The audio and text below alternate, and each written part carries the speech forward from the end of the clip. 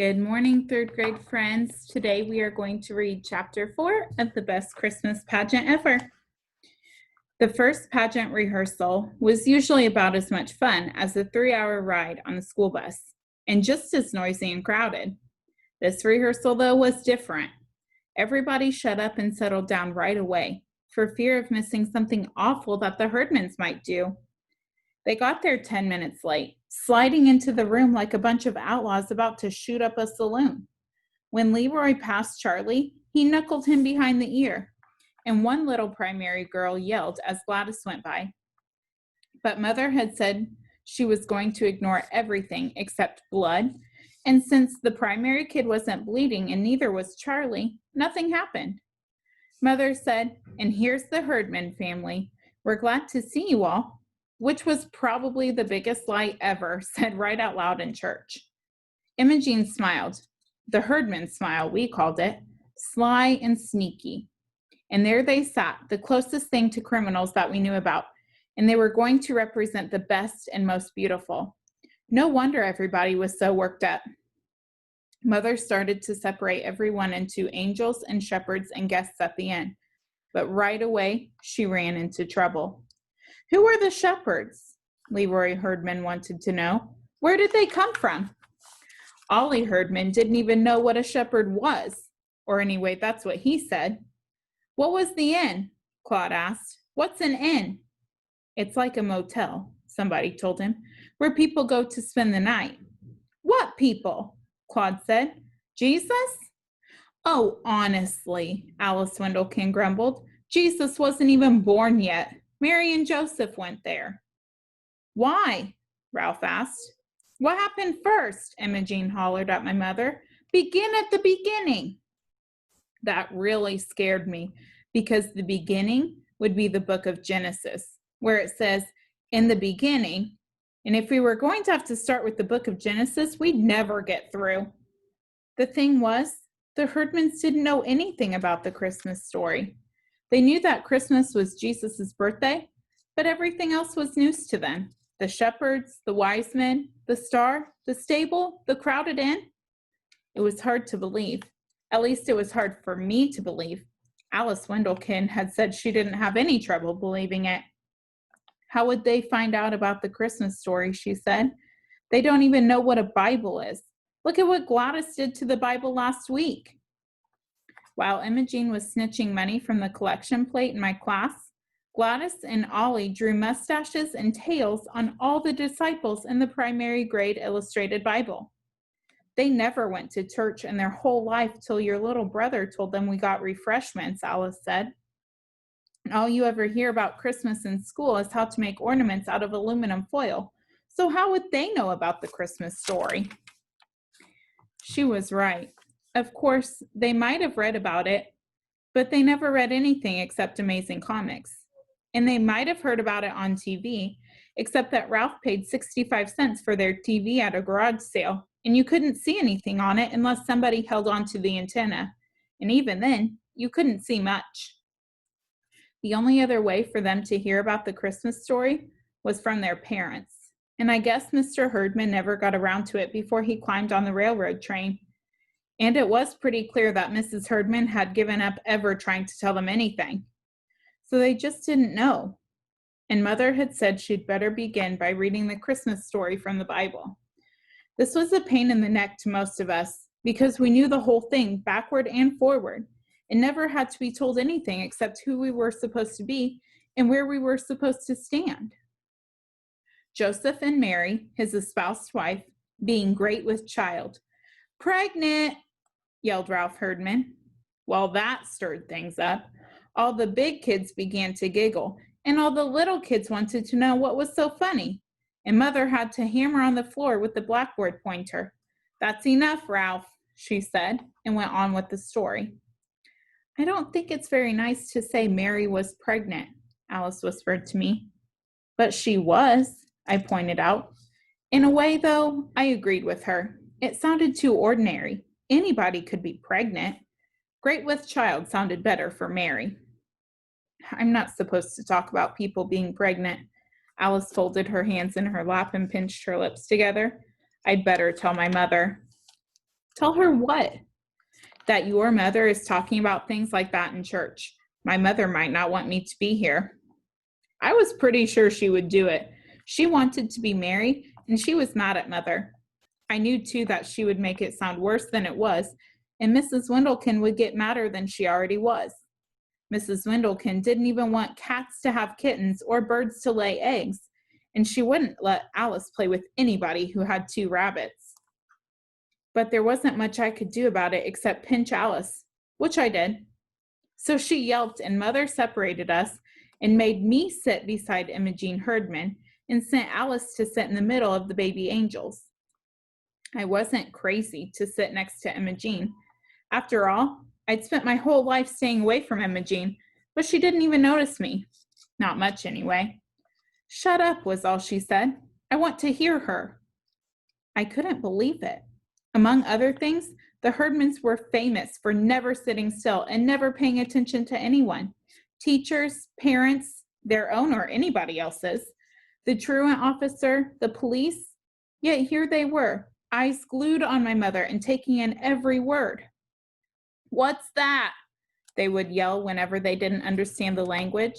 And when Mother read about there being no room in the inn, Imogene's jaw dropped and she sat up in her seat. My God, she said, not even for Jesus? I saw Alice purse her lips together, so I knew that was something else Mrs. Windlekin would hear about, swearing in church. Well, now, after all, Mother explained, nobody knew the baby was going to turn out to be Jesus. You said Mary knew, Ralph said. Why didn't she tell them? I would have told them, Imogene put in. Boy, would I have told them. What was the matter with Joseph that he didn't tell them? Her pregnant and everything, she grumbled.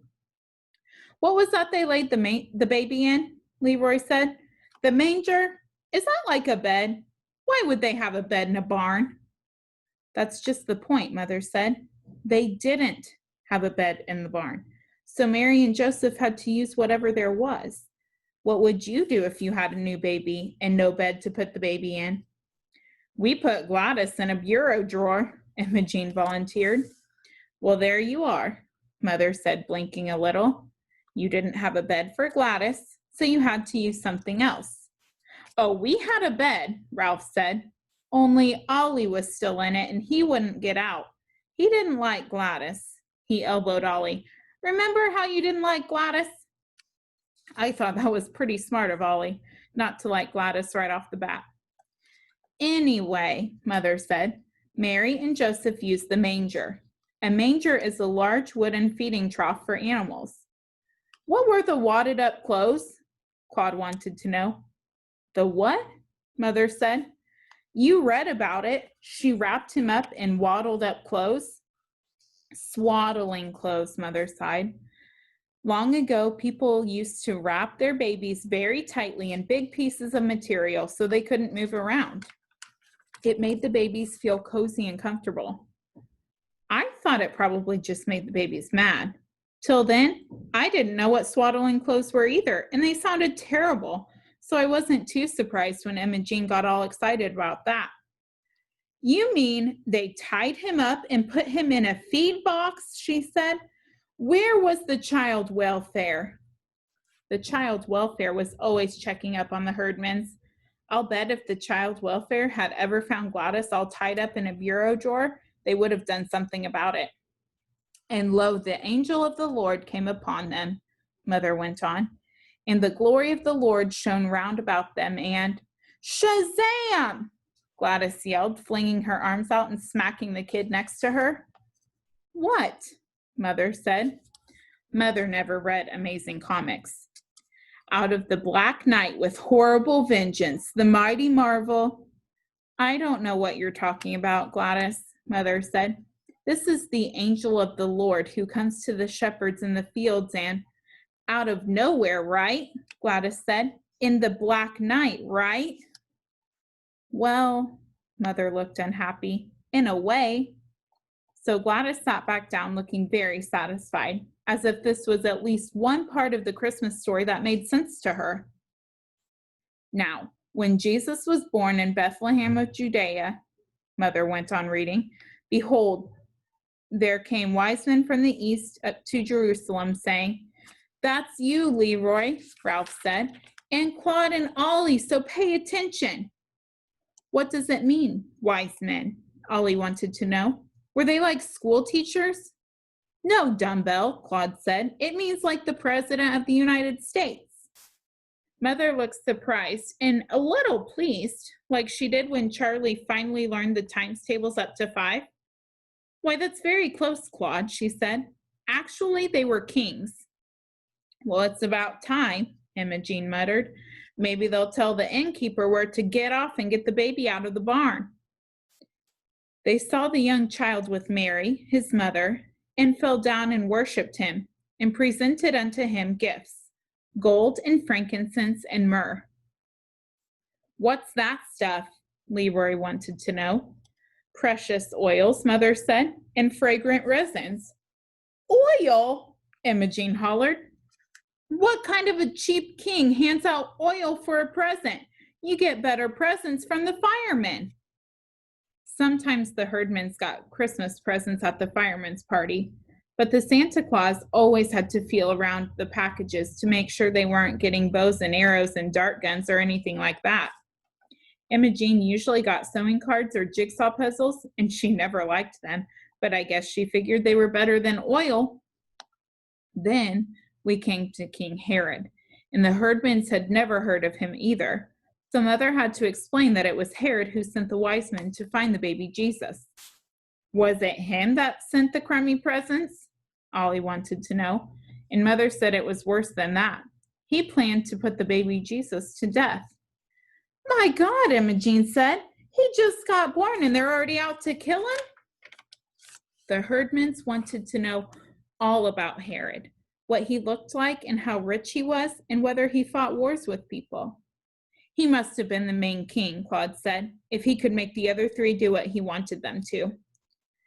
"If I was king," Leroy said, "I wouldn't let some other king push me around." "You couldn't help it if he was the main king." "Well, I'd go be king somewhere else." They were really interested in Herod, and I figured they liked him. He was so mean he could have been their ancestor, Herod Herdman. But I was wrong. "Who's going to be Herod in this play?" Leroy said. "We don't show him in our pageant," Mother said. And they all got mad. They wanted somebody to be him so they could beat up on him. I couldn't understand the herdmans. You would have thought the Christmas story came right out of the FBI files. They got so involved in it. Wanted a bloody end to Herod, worried about Mary having her baby in a barn, and called the wise men a bunch of dirty spies. And they left the first rehearsal arguing about whether Joseph should have set fire to the inn or just chased the innkeeper into the next county.